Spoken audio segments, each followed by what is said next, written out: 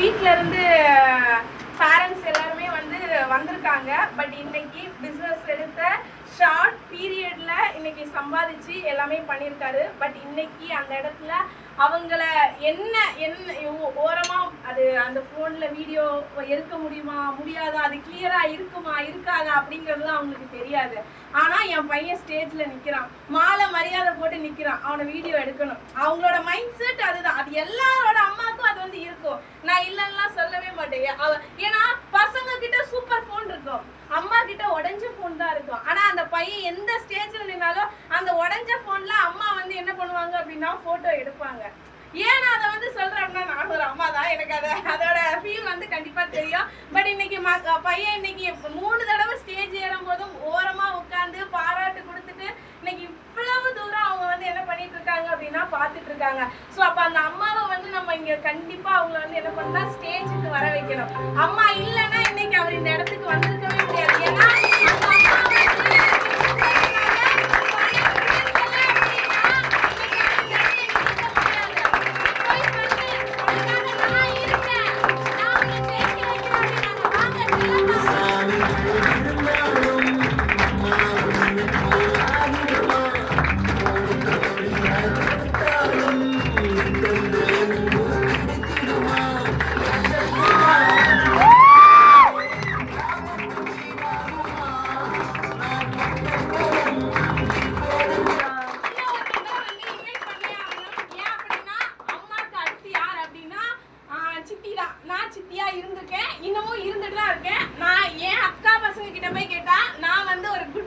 அப்படின்னு சொல்லி இன்னைக்கு வரைக்கும் அவங்க வந்து என்ன சொல்லுவாங்க.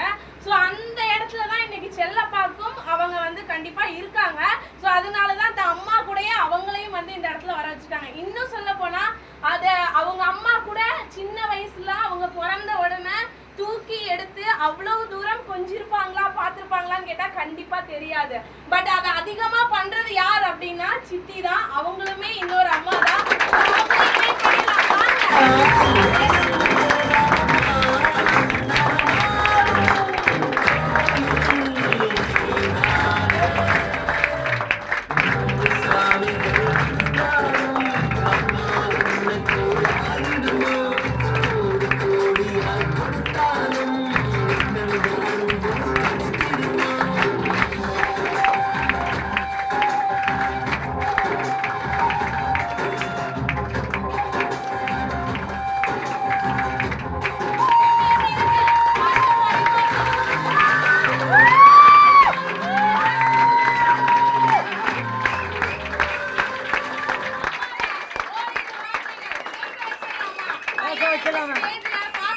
அவங்களுக்கு எப்படி இருக்கு, எப்படி அவங்க ஃபீல் பண்றாங்க இத்தனை வருஷம், அதாவது 18 வயசா 19 வயசா 19 வயசு வரைக்கும் பிறந்த டே 1ல இருந்து 19 வயசு வரைக்கும் அவங்க பார்த்துட்டு இருக்காங்க.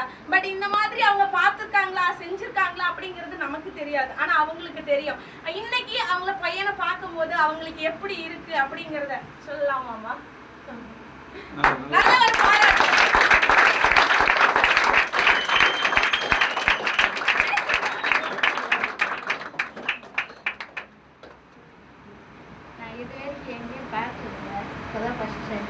இப்பதான் அவர் அச்சீவ் பண்ணி முதல் தடவை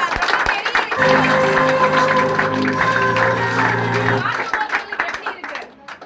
கண்டிப்பா சந்தோஷமா இருக்கு. இது செல்லப்பாக்கு வெற்றியான்னு கேட்டா கண்டிப்பா கிடையாது. என்னைக்கு நம்ம நிறுவனத்துல அந்த டைமண்ட் டைரக்டர் போஸ்டிங் அடிச்சு 70,000 ரூபாய் சம்பாதிச்சு இன்னைக்கு அவங்க அம்மா கழுத்துல ரோஜா பூ மாலை போட்டார்ல, அது போடக்கூடாது. டாக்ஸ் போக 63,000 ரூபாய் கிரெடிட் ஆகும். அதை ஏடிஎம்ல இருந்து எடுத்து பண மாலையா அவங்க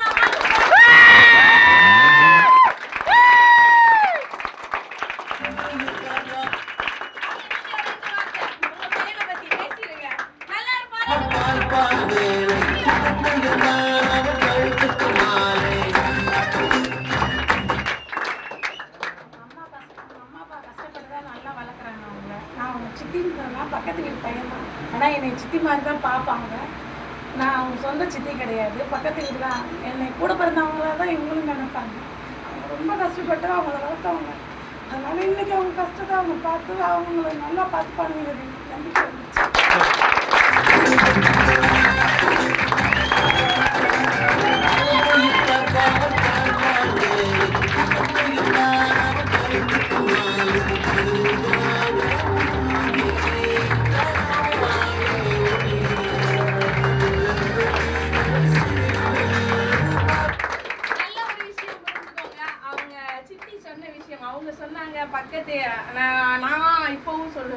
எனக்கெல்லாம் வந்து 900 கிலோமீட்டர்ல இருக்காங்க. எனக்கெல்லாம் இங்க ஏதாவது ஒன்று ஆச்சுன்னா நீங்க தான் வருவீங்க, அப்புறம் தான் ஊர்ல இருந்து வருவாங்க. ஸோ என்னைக்குமே சொந்தம் யாருன்னா நீங்க தான். ஸோ அதனால பக்கத்துல இருக்கிறவங்க தான் சொந்தம் அப்படிங்க. சொந்த சித்தி கூட பிறந்தவங்க தான் சொந்த சித்தி அப்படிங்கிறதுலாம் கிடையாது. ஆனா அவங்க சொன்ன ஒரு விஷயம் வந்து எனக்கு ரொம்ப பிடிச்சிருந்தது. இவனை இங்க பார்க்கும்போது அவங்க பட்ட கஷ்டத்துக்கெல்லாம் பலன் கிடைச்சிட்டு அப்படின்னு சொல்லி சொன்னாங்க. அந்த வார்த்தைய செல்லப்பா கடைசி வரைக்கும் உண்மையாக்கி அவங்க அம்மாவுக்கு கொடுக்கணும் அப்படிங்கிறது